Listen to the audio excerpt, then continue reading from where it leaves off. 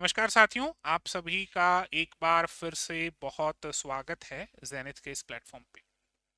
दोस्तों, मनोविज्ञान का हमारा क्रैश कोर्स चल रहा है और इसी क्रैश कोर्स की सीरीज में हमने कुछ टॉपिक्स हमारे कंप्लीट कर लिए हैं। हमने पीवाईक्यूज और एमसीक्यूज का भी एक पार्ट कंप्लीट कर लिया है। मैंने आपसे कहा था जैसे जैसे टॉपिक्स कंप्लीट होते जाएंगे वैसे वैसे उन टॉपिक से रिलेटेड जो भी प्रीवियस ईयर के क्वेश्चंस होंगे या फिर जो कुछ मल्टीपल चॉइस क्वेश्चंस होंगे जो आपके लिए इंपॉर्टेंट हो सकते हैं, उनकी प्रैक्टिस भी हम साथ में ही करेंगे, अलग से नहीं करेंगे। तो हम पार्ट सेकंड पे हैं, हालांकि मैं क्लास की बात नहीं कर रहा, ये पीवाईक्यूज और एमसीक्यूज की प्रैक्टिस का पार्ट सेकंड है। पार्ट वन हम ऑलरेडी कंप्लीट कर चुके हैं। तो पार्ट सेकंड में हम कुछ इंपॉर्टेंट प्रीवियस ईयर क्वेश्चंस, कुछ इंपॉर्टेंट मल्टीपल चॉइस क्वेश्चंस पे बात करेंगे, वन बाय वन देखेंगे, इन क्वेश्चंस को डिस्कस करेंगे। बहुत ध्यान से देखना, इंपॉर्टेंट क्वेश्चंस हैं। इतना मैं आपको कह दूं कि जो पार्ट टू के क्वेश्चंस हैं, यानी कि आज के सेशन में हम जो क्वेश्चंस करेंगे वो बहुत ज्यादा फैक्ट बेस्ड क्वेश्चंस नहीं है, बहुत ज्यादा मुश्किल क्वेश्चंस नहीं है। क्वेश्चंस इजी हैं लेकिन थोड़ा सा सोचना पड़ेगा आपको क्वेश्चंस में। मनोविज्ञान, जैसा कि मैंने आपको हमेशा कहा है कि फैक्ट बेस्ड क्वेश्चंस होते हैं, ठीक है, एक बात है, लेकिन फैक्ट बेस्ड क्वेश्चंस के साथ साथ बहुत से एनालिटिकल क्वेश्चंस भी आपको देखने को मिलने वाले हैं। हालांकि आज का पार्ट बहुत सिंपल है। 14 क्वेश्चंस हमारे पास है, 14 से 15 क्वेश्चंस देखिएगा, बहुत ध्यान से देखिएगा, कोशिश करिएगा एक एक क्वेश्चन का आंसर आप कर पाएं। चलिए, तो देखिए, सबसे पहला क्वेश्चन हमारे पास है, educational psychology is the practical form of. शिक्षा मनोविज्ञान व्यवहारिक रूप है। पहला क्वेश्चन है, शिक्षा मनोविज्ञान किसका व्यवहारिक रूप है? बाल मनोविज्ञान का, सामान्य विज्ञान का, सामाजिक मनोविज्ञान का, या फिर मनोविज्ञान का? अब यहाँ जो आप लोग गलती करोगे सबसे पहली, वो ये करोगे कि आप बाल मनोविज्ञान को टिक करने की कोशिश करोगे। मैं ये नहीं कह रहा हर बच्चा करेगा, लेकिन मोस्ट ऑफ अस हम बाल मनोविज्ञान की तरफ भागते हैं।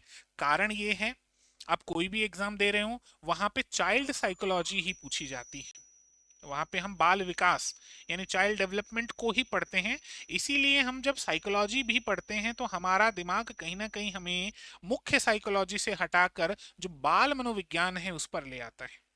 तो ये गलती आपने नहीं करनी है। इस क्वेश्चन का जो सही आंसर होगा वो है मनोविज्ञान का। तो जो पहला क्वेश्चन है आपका कि शिक्षा मनोविज्ञान किसका व्यवहारिक रूप है, सर किसका व्यवहारिक रूप है बताओ, शिक्षा मनोविज्ञान किसका व्यवहारिक रूप है? तो आपका आंसर आएगा सर, शिक्षा मनोविज्ञान जो है वो मनोविज्ञान का व्यवहारिक रूप है। चलिए, यहां से एक क्वेश्चन मैं आप लोगों से और पूछता हूं जो हमने क्लास में भी पढ़ा था। आप मुझे बताइए कि शिक्षा मनोविज्ञान मनोविज्ञान की शाखा के रूप में कब शुरू हुआ और मनोविज्ञान से ये अलग विषय कब बना? कमेंट सेक्शन में आप लोग कमेंट जरूर करिएगा कि शिक्षा मनोविज्ञान जो है वो मनोविज्ञान से अलग विषय कब बना और इसको मुख्य रूप से कौन से देश से जोड़ा जाता है। क्लियर है? तो ये पहला क्वेश्चन हमारा यहाँ कंप्लीट होता है। दूसरे क्वेश्चन की तरफ बढ़ते हैं। दूसरा क्वेश्चन है, which of the following is a subjective method of educational psychology? निम्नलिखित में से एक शिक्षा मनोविज्ञान की आत्मनिष्ठ विधि कौन सी है? अभी हमने पिछली क्लासेस में शिक्षा मनोविज्ञान की विधियों पे चर्चा की थी, तकरीबन 9 से 10 विधियां हमने पढ़ी थी। तो यहाँ क्वेश्चन हमारे सामने है, आत्मनिष्ठ विधि कौन सी है? तो देखो, इसमें एक मेथड आता है गाथा वर्णन विधि, गाथा वर्णन मेथड होता है। हालांकि इंग्लिश में गाथा वर्णन नहीं है, इंग्लिश में तो कुछ और नाम है, लेकिन मैं हिंदी में ही बता देता हूं आपको, गाथा वर्णन विधि। अब गाथा वर्णन विधि जो है वो सर शिक्षा मनोविज्ञान की आत्मनिष्ठ विधि मतलब मानी जाती है, गाथा वर्णन होता है। तो इस वजह से ये जो क्वेश्चन है इसका ऑप्शन ए जो है वो सही आंसर होगा, गाथा वर्णन विधि। क्योंकि जीवन इतिहास विधि अलग है, आप किसी के जीवन के इतिहास को पढ़ते हैं, समझते हैं। मनोविश्लेषण विधि ये बिल्कुल ही अलग हो गई, इसमें तो जो आपका कॉन्शियसनेस है, जो आपका अनकॉन्शियसनेस है, उस पर बात की जाती है। और समाजमिति विधि ये फिर अलग, इनसे अलग ही सेपरेट एक मेथड हो जाता है। इसलिए जो ऑप्शन ए है गाथा वर्णन विधि, वो इस क्वेश्चन का बिल्कुल सही आंसर होने वाला है। चलिए, तो अब बढ़ते हैं अगले क्वेश्चन की तरफ। क्वेश्चन थर्ड हमारे पास है, knowledge is useful only when it is acquired through self observation is the principle. देखो सेल्फ ऑब्जर्वेशन की बात हो रही है। सेल्फ ऑब्जर्वेशन सोच के देखिए, सेल्फ ऑब्जर्वेशन हमने कहाँ पढ़ा था? सेल्फ ऑब्जर्वेशन स्वयं के निरीक्षण की बात हमने की थी। आत्मनिरीक्षण विधि, आपको थोड़ा सा ध्यान हो तो हमने आत्मनिरीक्षण विधि एक पढ़ी थी। सेल्फ ऑब्जर्वेशन मेथड हमने देखा था शिक्षा मनोविज्ञान का। किससे संबंध है? देखो प्रदर्शन से है नहीं, क्रिया से है नहीं, साक्षात्कार से है नहीं, ह्यूरिस्टिक विधि से इसका लेना देना है। किससे लेना देना है सर? ह्यूरिस्टिक मेथड से संबंध है इसका, ध्यान रखिएगा। किससे? ह्यूरिस्टिक मेथड से। ह्यूरिस्टिक मेथड इसकी बात करते हैं क्योंकि ह्यूरिस्टिक मेथड में ही सेल्फ ऑब्जर्वेशन की बात कही जाती है। इसीलिए जो क्वेश्चन नंबर 3 है आपका, उसका जो ऑप्शन ए है ह्यूरिस्टिक मेथड, वो बिल्कुल सही और सटीक आंसर रहने वाला है। चलिए जी अगले क्वेश्चन पे बात करते हैं। क्वेश्चन नंबर 4 देखते हैं। शिक्षा मनोविज्ञान एक शिक्षक के लिए सहायक है। देखो मैंने कहा था क्वेश्चंस आज के थोड़े सिंपल हैं, लेकिन सिंपल है इसका मतलब ये नहीं कि आप सोचेंगे नहीं इन क्वेश्चंस में।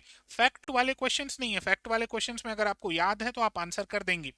ऐसे क्वेश्चंस में आपको थोड़ा सा सोचना पड़ता है, थोड़ा एनालिटिकल होना पड़ता है कि हाँ क्वेश्चन पूछा क्या गया है और उसका हम आंसर क्या कर सकते हैं। शिक्षा मनोविज्ञान एक शिक्षक के लिए सहायक है। Educational psychology is helpful to a teacher in knowing the student. शिक्षार्थी या विद्यार्थी को जानने के लिए, सही बात है। आप शिक्षा मनोविज्ञान के माध्यम से ही तो अपने स्टूडेंट को जानते हैं। आप शिक्षा मनोविज्ञान के माध्यम से ही तो अपने स्टूडेंट को समझ पाते हैं। तो पहला पॉइंट तो ये देखिएगा, विद्यार्थी को जानने में। दूसरा है अधिगम परिस्थितियों को व्यवस्थित करते हैं। बिल्कुल ऑब्वियसली सही बात है, शिक्षा मनोविज्ञान के माध्यम से ही आप जो लर्निंग सिचुएशंस है उनको ऑर्गेनाइज करते हैं। तीसरा है कक्षा की समस्याओं के समाधान में। ये भी बिल्कुल सही बात है, कक्षा की जो समस्याएं हैं, जो कुछ प्रॉब्लमेटिक स्टूडेंट्स होते हैं उनकी प्रॉब्लम्स को सॉल्व करने के लिए। तो यहाँ तीनों ही विकल्प आपके बिल्कुल सही हैं। इसी वजह से इसका जो सही आंसर होगा वो होगा ऑप्शन डी, सभी विकल्प सही हैं। तो ये जो क्वेश्चन है आपका सभी विकल्प सही हैं, ये इसका आंसर होगा। Educational psychology is helpful to a teacher. तो ऑप्शन डी जो है, all of the options are correct, ये इसका बिल्कुल सही आंसर यहाँ पे होने वाला है। चलिए आगे बात करते हैं, अगले क्वेश्चन पे बात करते हैं। क्वेश्चन नंबर 5वें पे बात करते हैं। Name the method which is based on statement cause principle in addition to predictions. Hindi में पढ़िए क्वेश्चंस को। उस विधि का नाम बताइए जो भविष्यवाणियों के अतिरिक्त कथन कारण सिद्धांत पर आधारित है। देखो ये थोड़ा सा अच्छा क्वेश्चन है। अगर मैं इसकी बात करूं तो इस क्वेश्चन में क्या पूछा गया है? इस क्वेश्चन में कथन और कारण की बात कही गई। कथन कारण पर आधारित प्रश्न, मतलब कथन कारण पर ध्यान दिया जाता है। तो देखो कथन कारण पर तो सर एक ही चीज में ध्यान दिया जाता है और वो होता है प्रयोग में। जब आप प्रयोग करते हैं तब आप कथन व कारण पर ध्यान देते हैं, यानी जो रीजन है, जो पॉइंट है वो और उसका जो रीजन है उस पे आपका ध्यान होता है। ये प्रयोग में होता है, ध्यान रखना। वर्णात्मक विधि, सहसंबंध विधि, अवलोकन विधि, प्रयोगात्मक विधि, तो इसका सीधा सिंपल सा आंसर आ जाएगा ऑप्शन डी, प्रयोगात्मक विधि। भाई आप कुछ भी कर रहे हैं उसके पीछे कारण क्या है, स्टेटमेंट कॉज क्या है, तो इसका जो आंसर है वो आएगा option D, experimental method. Clear है? प्रयोगात्मक विधि जो है वो इसका सही आंसर यहाँ पे देखने को मिलेगा हमें। बात करते हैं अगले क्वेश्चन की तरफ बढ़ते हैं। क्वेश्चन नंबर 6 देखते हैं। क्वेश्चन नंबर 6 क्या है आपका, सुनिएगा। Which school of psychology is based on subconscious thoughts. यहां थोड़ा सा ध्यान देना, subconscious thoughts, emotions and memory in the analysis of behaviour. अब ये क्वेश्चन बड़ा अपने आप में इंपॉर्टेंट है और मैं बहुत बार स्टूडेंट से ही कहता हूं कि जब भी आप कोई क्वेश्चन करते हैं, एग्जाम में बैठते हैं, तो पहले क्वेश्चन को बहुत अच्छे से समझ लिया करो। अगर आपने क्वेश्चन बहुत अच्छे से समझ लिया तो ये गारंटी है कि आपका 50 to 60% प्रॉब्लम जो है वो सॉल्व हो जाती है। यहाँ क्वेश्चन क्या है, देखो यहाँ क्वेश्चन पूछा गया अवचेतन विचारों के बारे में। आप अनकॉन्शियस कह सकते हैं इसको, अवचेतन विचारों के बारे में, और वो भी व्यवहार को समझना। तो ये बात कौन से जो मनोविज्ञान का संप्रदाय है किसमें कही गई थी? तो थोड़ा सा ध्यान रखिएगा, अवचेतन विचारों के बारे में साइको एनालिसिस में हमने बात की थी। सिगमंड फ्राइड, आपको ध्यान है? सिगमंड फ्राइड देखो थोड़ा सा मैं आपको इस टॉपिक को, इस क्वेश्चन को समझा देता हूँ। क्वेश्चन बड़ा इंपॉर्टेंट है, अच्छा क्वेश्चन है, थोड़ा ध्यान से देखना। हमने एक टॉपिक पढ़ा था सर, क्या? मनोविज्ञान का, मनोविज्ञान का विकास। एक टॉपिक पढ़ा था हमने, क्या था टॉपिक? मनोविज्ञान का विकास। ये एक टॉपिक हमने पढ़ा था, आपको ध्यान हो तो, ध्यान होना ही चाहिए बिल्कुल। मनोविज्ञान का विकास। अब मनोविज्ञान का विकास जो है वो कितने चरणों में हुआ था? 4 चरणों में हुआ था। सबसे पहले मनोविज्ञान को क्या माना गया था? आत्मा का विज्ञान माना गया। आत्मा का विज्ञान माना गया था। ध्यान है आप लोगों को? सबसे पहले आत्मा का विज्ञान माना गया था, साइंस ऑफ सोल माना गया था। उसके बाद क्या माना गया? मन का विज्ञान माना गया। मनोविज्ञान को क्या माना गया सर? मन का विज्ञान माना गया। किसे? मनोविज्ञान को मन का विज्ञान माना गया। उसके बाद क्या माना गया? उसके बाद मनोविज्ञान को चेतना का विज्ञान माना गया। किसका विज्ञान माना गया? चेतना का विज्ञान माना गया। चेतना, कॉन्शियसनेस। और वर्तमान में मनोविज्ञान को किसका विज्ञान माना जाता है? व्यवहार का विज्ञान माना जाता है सर। किसका विज्ञान माना जाता है? व्यवहार का विज्ञान माना जाता है। अब यहाँ पे खास बात यह है कि जब मनोविज्ञान को चेतना का विज्ञान माना गया, ध्यान होना चाहिए आप सभी को, जब मनोविज्ञान को चेतना का विज्ञान माना गया था तो सिगमंड फ्राइड ने इसकी बड़ी बुराई की थी। सिगमंड फ्राइड ने कहा था कि हमारा जो मन है, हमारा जो माइंड है, उसकी 3 अवस्थाएं होती हैं। सिगमंड फ्राइड ने मन की 3 अवस्थाएं बताई थी, आपको ध्यान हो। सबसे पहले इन्होंने बताई थी चेतन अवस्था, चेतन अवस्था। फिर इन्होंने बताई अर्ध चेतन अवस्था, अर्ध चेतन अवस्था। और फिर इन्होंने बताई क्या? अचेतन अवस्था, अचेतन अवस्था। तो ये 3 अवस्थाएं इन्होंने बताई थी और इन्होंने कहा कि जो चेतन अवस्था है वो केवल 10% है और जो अचेतन अवस्था है वो पूरे 90% है। अर्धचेतन अवस्था का कोई भी परसेंटेज नहीं बताया था। तो सिगमंड फ्राइड ने यही कहा था कि भाई तुम 90% को कैसे इग्नोर कर सकते हो, अचेतन को कैसे इग्नोर कर सकते हो? तो यही क्वेश्चन है, ये अचेतन पे किसने ध्यान दिया था और व्यवहार की बात किसने की थी? तो मनोगतिक जो है साइको एनालिसिस, इसे मनोविश्लेषणवाद भी कह दिया जाता है। चलो मैं यहां लिख देता हूं ताकि आप लोगों को ध्यान रहे। इसको मनो विश्लेषणवाद भी कहा जाता है और वैसे मनोविश्लेषणवाद ही कहा जाता है। अलग अलग नाम आ सकते हैं, थोड़ा सा ध्यान रखना, कभी कभी ऐसे क्वेश्चंस भी आपको एग्जाम में देखने को मिल जाते हैं। तो चलो ये क्वेश्चन भी हमारा कंप्लीट होता है। इसके बाद हम अगले क्वेश्चन पर बढ़ते हैं। अगला क्वेश्चन देखिएगा कौन सा है। अगला क्वेश्चन 7वें नंबर का क्वेश्चन है। पहले अंग्रेजी में पढ़िएगा फिर हिंदी में बात करते हैं। थोड़ा बड़ा क्वेश्चन है। Which of the following statement are correct regarding the importance of psychology in teaching learning? तो साइकोलॉजी के इंपॉर्टेंस को लेकर यहाँ क्वेश्चन पूछा गया। मैंने कहा था ना आज के क्वेश्चंस बहुत ज्यादा मुश्किल नहीं है, बोनस आप मान लो इस पूरे सेशन को। आप इस सेशन को एक बार देख भी लोगे तो ये सारे प्रीवियस ईयर के क्वेश्चंस आपको अच्छे से याद हो जाएंगे और थोड़ा सा आपका कॉन्फिडेंस भी बिल्ड हो जाएगा। आज का सेशन लाने का मेरा सबसे बड़ा रीजन यही था कि आपका जो कॉन्फिडेंस है वो थोड़ा सा बूस्टअप हो कि हाँ भाई सिंपल इजी क्वेश्चंस भी आते हैं। ऐसा नहीं कि हम बहुत बार बहुत नेगेटिव हो जाते हैं कि बहुत मुश्किल क्वेश्चन आएंगे, पता नहीं एग्जाम हम क्लियर कर पाएंगे भी कि नहीं कर पाएंगे। तो ऐसी कोई नेगेटिविटी हमें नहीं लेनी है। बहुत बार सिंपल से सिंपल क्वेश्चंस भी आ जाते हैं और मैंने एक चीज देखी है, अक्सर टीचर सिंपल क्वेश्चन करवाने से दूर भागते हैं कि छोड़ो ना सिंपल क्वेश्चन, इसे कौन करवाएगा, बच्चों को वैसे भी पता है इसके बारे में। लेकिन एक बहुत इंपॉर्टेंट चीज हम सब मिस करते हैं। अक्सर जो गलतियां होती हैं वो हमारी सिंपल क्वेश्चंस में ही होती हैं। अक्सर सिंपल से सिंपल क्वेश्चंस में हम गलत आंसर करके आते हैं। क्यों? क्योंकि हम ओवर कॉन्फिडेंस में होते हैं वहां पे। तो मैं ये भी चाहता हूं कि आप ओवर कॉन्फिडेंस में भी ना हो, आप डिप्रेशन में ना है, आप नेगेटिव ना हो, लेकिन आप ओवर कॉन्फिडेंस भी ना हो जाओ कि जो सिंपल क्वेश्चन आप कर सकते थे वो भी नहीं करके आओ। तो सिंपल क्वेश्चंस भी जरूर निकाल कर जाना। क्वेश्चन क्या है? Which of the following statement are correct regarding the importance of psychology in teaching learning, helpful in knowing the learner? सही बात है, लर्नर्स को जानने में मदद होती है। Helpful the teacher in knowing himself, teacher को खुद को जानने में भी मदद मिलती है। Helpful in effective learning process, ये बात भी ठीक है। Helpful in professional growth of the teacher, ये बात भी ठीक है। तो यहाँ अगर इंपॉर्टेंस की मैं बात करूं तो ABCD चारों ही ठीक है। तो देखो कौन से ऑप्शन में है, ये option number D A B C D की बात करता है। एक बार ये क्वेश्चन मैं आपको हिंदी में भी पढ़ा देता हूं। शिक्षण अधिगम में मनोविज्ञान के महत्व के संबंध में निम्नलिखित में से कौन सा कथन सही है ना, सही कथन बताना है और हमें महत्व के बारे में बताना है। अधिगम में मनोविज्ञान, देखो शिक्षण अधिगम में मनोविज्ञान के महत्व की यहाँ पर बात हो रही है, ध्यान रखना। शिक्षार्थी को जानने में सहायक, सही बात है, बिल्कुल होता है। शिक्षक को स्वयं को जानने में सहायक, ये भी ठीक है। प्रभावी अधिगम प्रक्रिया में सहायक, ये भी ठीक है। शिक्षक की व्यवसायिक वृद्धि में सहायक, ये भी ठीक है। तो ऑप्शन जो डी है A B C D all options are correct, वो इस क्वेश्चन का बिल्कुल जायज और बिल्कुल सही आंसर आपको देखने को मिलेगा। चलिए यहां तक हम बात कर चुके हैं, तो अब बढ़ते हैं अगले क्वेश्चन की तरफ। क्वेश्चन नंबर 8वां हमारा है। 8वां क्वेश्चन क्या है, सुनो ध्यान से। मनोविज्ञान ने बालकों के प्रति दृष्टिकोण बदल दिया है, अतः विद्यालय उन्हें उपलब्ध कराता है। Psychology has change the attitude towards children, hence the school provides them. बड़ा अच्छा क्वेश्चन है बहुत सिंपल, लेकिन अगर ऐसे क्वेश्चंस को आप पहली बार देख रहे हैं तो ये बड़ी दिक्कत क्रिएट कर सकता है। भाई मनोविज्ञान बच्चों को प्रोवाइड क्या कराता है? मैं ये मान के चलता हूं ऐसे प्रश्न तो आपके फैक्ट बेस्ड क्वेश्चन से भी ज्यादा टिपिकल होते हैं।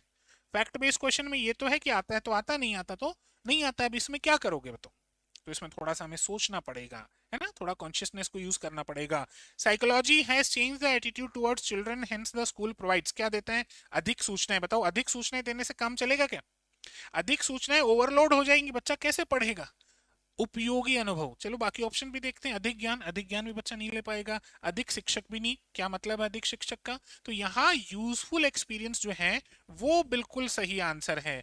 अब देखो मैं एक छोटा सा पॉइंट आपको बताऊं, यहाँ मैक्स टू मैक्स बच्चे पता है कौन सा ऑप्शन करने की कोशिश करते?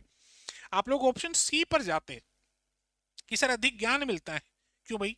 अधिक ज्ञान ओवरलोड नहीं हो जाएगा? बच्चे का दिमाग है, बच्चा कितना ज्यादा ज्ञान ले लेगा एक बार में? तो ज्ञान की बात नहीं हो रही यहाँ पर, उपयोगी अनुभव की बात हो रही है। तो ऐसे क्वेश्चंस को ना बहुत ध्यान से देख के जाना। ये क्वेश्चंस कई बार बड़ी प्रॉब्लम कर देते हैं, दो धारी तलवार है ये क्वेश्चन। आने में बहुत अच्छे हैं और नहीं आने में तो फिर बड़ी दिक्कत होती ही होती है। अगला क्वेश्चन देखिएगा, हमारा अगला क्वेश्चन है क्वेश्चन नंबर 9। क्वेश्चन नंबर 9 क्या है? Which of the following comes under the scope of educational psychology? बहुत सिंपल है, शिक्षा मनोविज्ञान का क्षेत्र देख लो। किस पे बात करनी है सर? सर हमारी बात होगी शिक्षा